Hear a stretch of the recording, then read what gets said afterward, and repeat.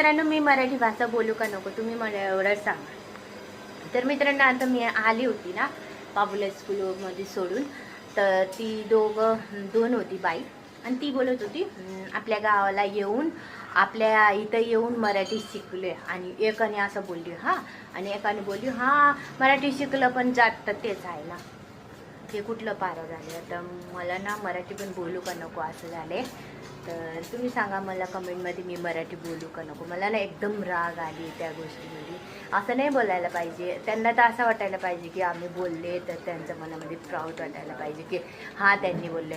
आता बोलायचं का नाही बोलायचं ते तुम्ही मला फक्त व्हिडिओ कमेंटमध्ये सांगा आणि जास्तीत जास्त शेअर करा.